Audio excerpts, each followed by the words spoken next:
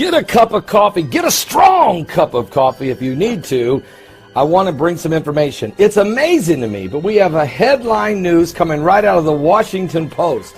Scientists claim they have found the elusive Planet X.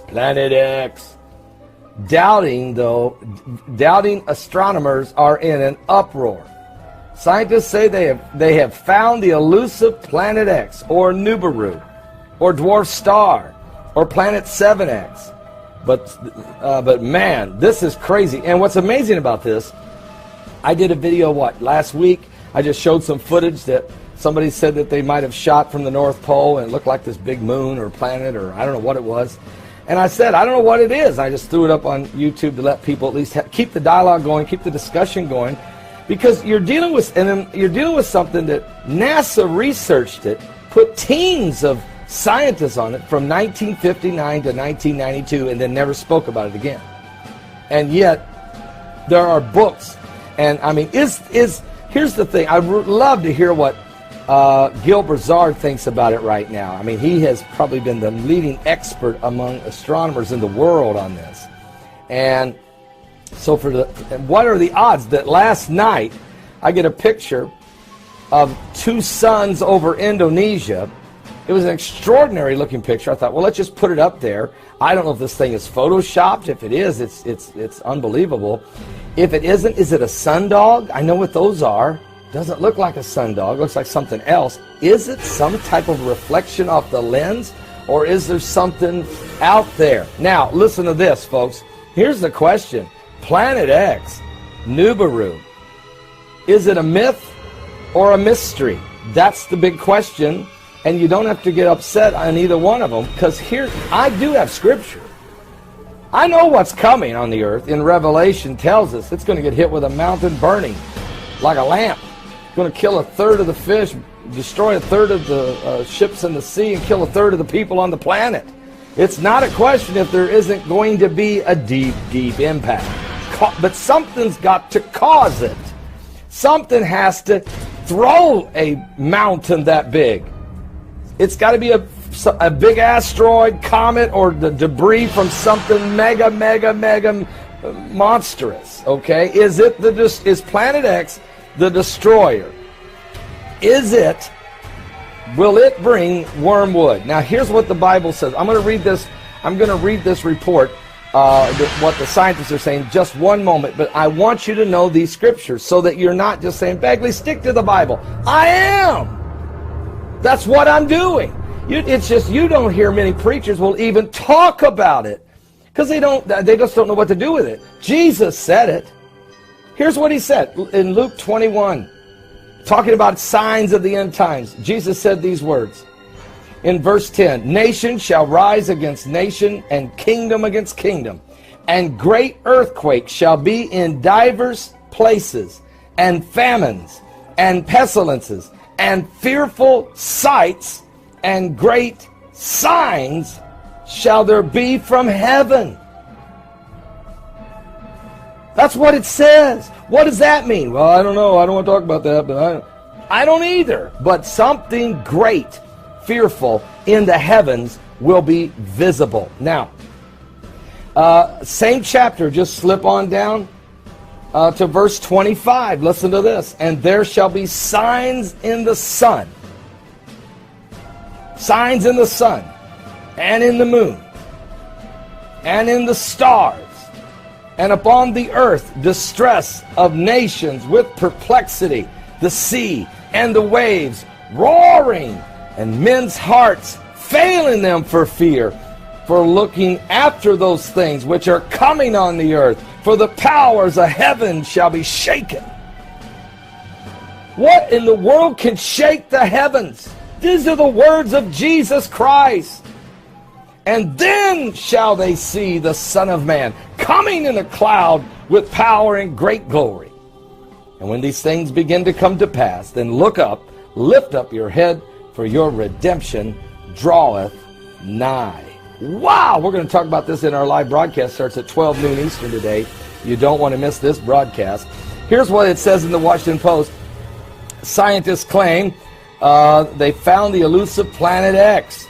It's a big, dark presence at the furthest reaches of our solar system. It's a mysterious force, powerful enough to skew the paths of planets in orbit, and yet so subtle that it slips undetected past even the most powerful telescopes on the Earth. For centuries, it's eluded some of the most brilliant minds in astronomy. Some say it even destroyed one.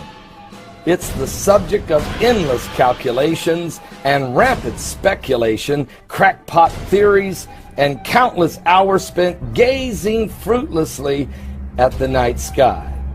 It's known as Planet X, Nibiru, the dwarf star, Planet 7X. Well, on Tuesday, a group of astronomers said they found not just one such presence, but two of them. What? Are you serious? It's bad enough to hear about one, but two? Wait a minute. The ALMA discovers the most distant object of the solar system. Read the title of one pager uploaded to the research sharing site. Here's what it says. Using a large millimeter ATRA camera and a sub-milliliter array, it's known as the ALMA camera, a powerful telescope located in the highest deserts of Chile. The researchers say they have come across two extremely large objects skimming through the outskirts of the solar system. What? Are you serious? Though both studies were submitted to the prestigious Journal of Astronomy and Astrophysics, neither has been pre-reviewed or formally published. Steps that are par for the course with any kind of serious scientific research, but especially when pronouncements of previously unknown planets are at stake. They're both based on limited observations, just 2 spottings apiece for each odd object. And even after just 48 hours online, they have garnered a great deal of skepticism within the astronomy community. That's what I'm saying. And the astronomer Gil Brazard, who I think is probably one of the leading minds in this, who has studied ancient documentation and sightings in the heavens going back about 4,000 years. And these are Chinese documents, documents from Europe, and they match biblical events like Hezekiah's sundial going back 10 degrees, like the sun staying up all night for Joshua during a battle, like the sign that Jonah saw during the days of the preaching of Nineveh, and others. They match these events. The data that's been recorded by people who have nothing to do with the Bible, their dates match the dates historically recorded in the Bible. So Gil Brazard believes that something helped create those signs, and that could have been the passing of this Planet X. Or is there 2 planets? Maybe there's a Planet X and a Nibiru. I mean, are you serious? So, you're looking at a preacher. I'm just a preacher of the gospel. Here's what I know. There's going to be great signs in the heavens. I'm not going to argue if it's Planet X or what it is. I'm going to tell you there's going to be great signs in the heavens and fearful sights. And I'm going to tell you also there will be signs in the sun and in the moon and in the stars, and distress among nations with perplexity or confusion. And men's hearts are going to fail them for fear for things coming on the earth. So, in other words, we're going to discover something that's going to cause men to fall dead. For things coming, for the powers of heaven shall be shaken.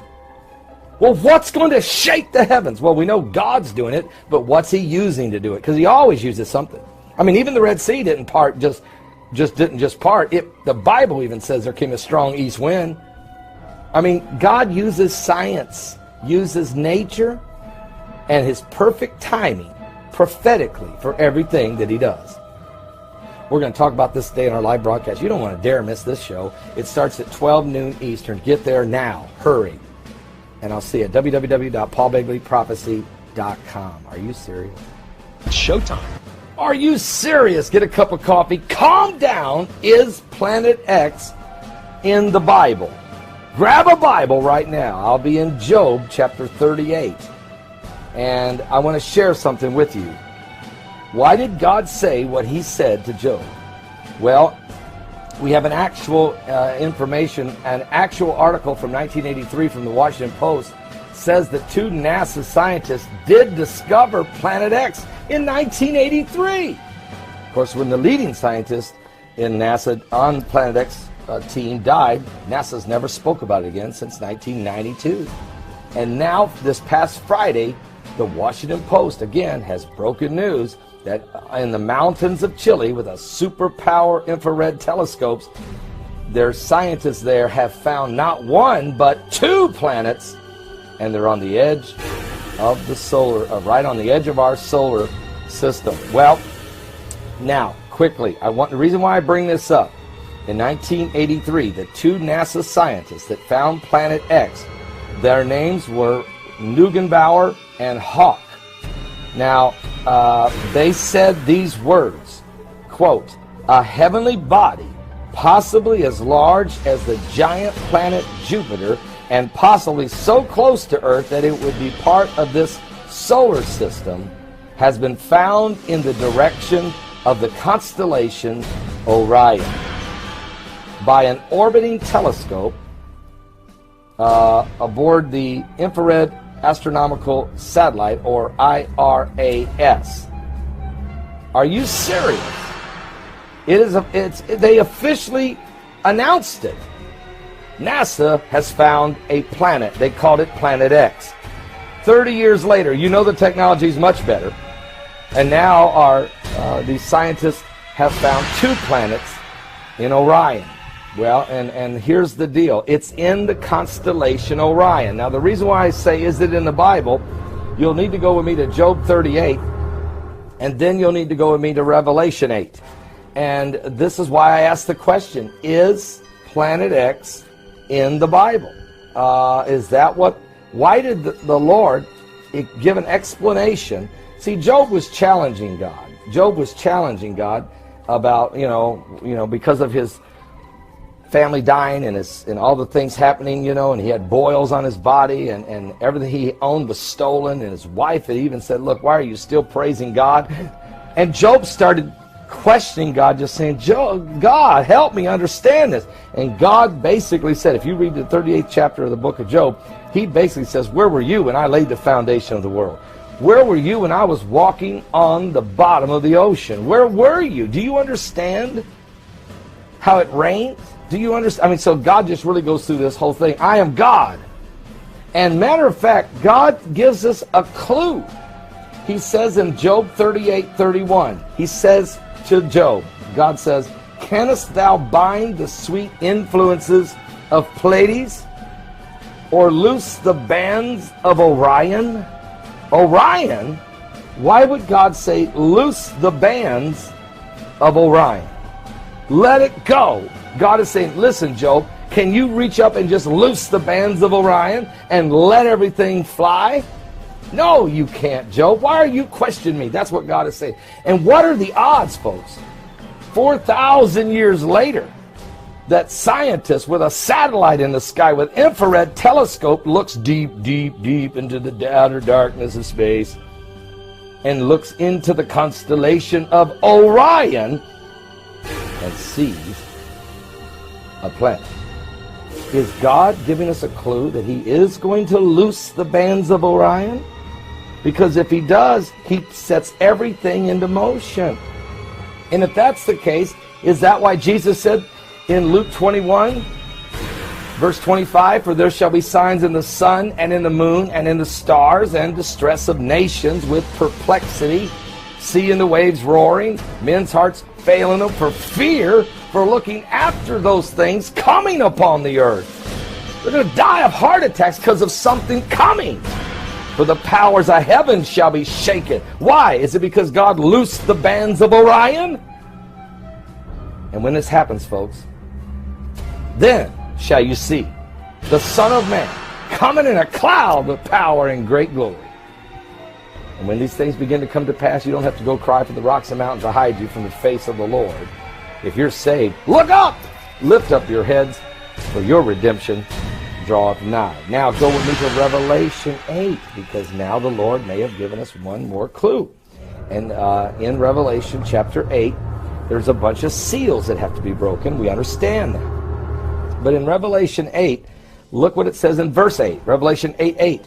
And the second angel sounded as it were a great mountain burning with fire.